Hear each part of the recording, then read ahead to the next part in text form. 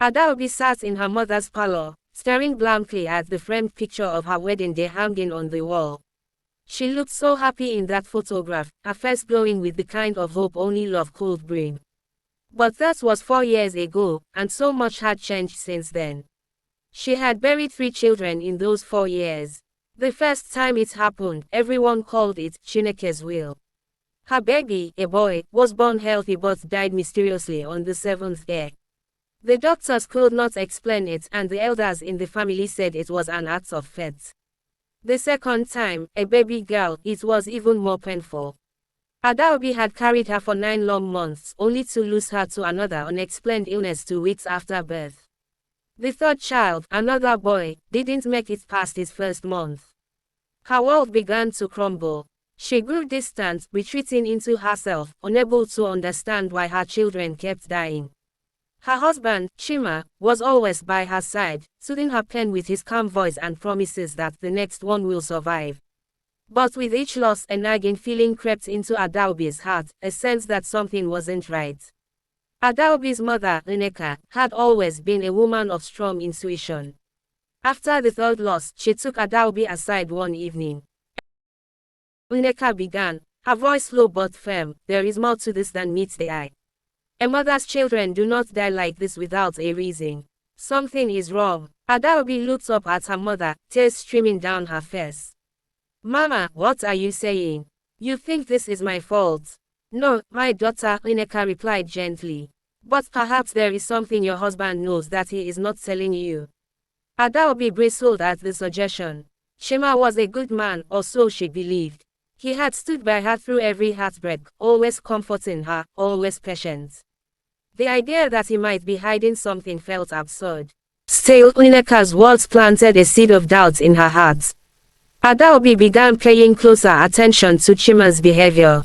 She noticed little things she hadn't before, how he always seemed to insist on handling the placenta after each birth, claiming it was a cultural tradition he had to follow. He was careful, almost obsessive, about making sure no one else touched it. At the time, Adaobi hadn't questioned it. But now, the memory of his insistence gnawed at her. She decided to confide in her best friend, Ifeoma, who listened carefully before giving her advice. "Adaobi, this is not ordinary," Ifeoma said. "You need to investigate. Don't tell him anything, just watch him." When Adaobi became pregnant for the 4th time, she silently vowed that this child would live.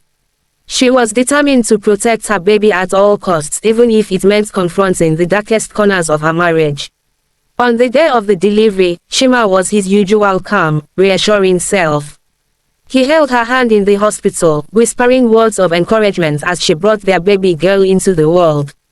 But as soon as the birth was over, he made the same request he always did. "Let me handle the placenta," he told the nurse firmly. "It's my responsibility as the father." This time, Adaobi intervened. "No," she said, her voice shaking but resolute. "I'll take care of it." Chima's face darkened for a split second before he smiled. "It's our tradition, my love. You know that." "I want to see it," Adaobi insisted.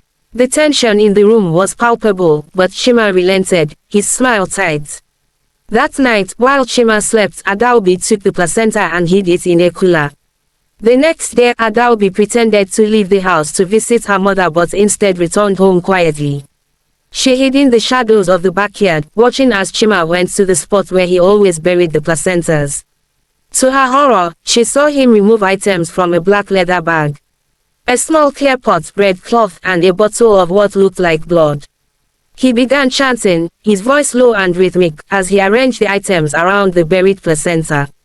Adaobi's heart raced as the realization hit her, this was not tradition. This was ritual. That evening, Adaobi confronted Chima. "What are you doing with the placentas?" she demanded, her voice shaking with anger and fear.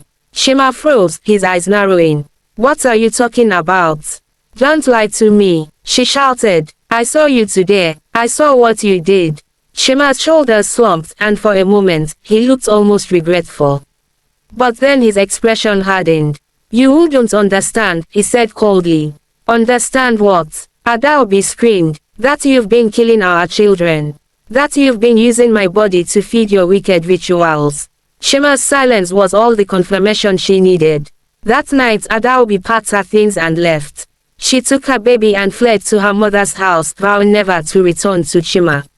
The truth about his actions came to light in the weeks that followed. Through a local dibia, Adaobi learned that Chima had made a pact with a spiritualist years ago, exchanging the lives of his children for wealth and success. Heartbroken and enraged, Adaobi filed for divorce and cut all ties with him. With her family's support, she began to rebuild her life, determined to protect her daughter from the darkness that had stolen her other children. Years later, Adaobi found peace. Her daughter, Chisom, grew up healthy and strong, a testament to her mother's courage and resilience. Though the scars of her past never fully healed, Adaobi found solace in the knowledge that she had broken free from Chima's web of deceit. She became an advocate for women in similar situations, using her story to inspire others to trust their instincts and fight for their lives and their children. And every time Chisom smiled, Adaobi felt a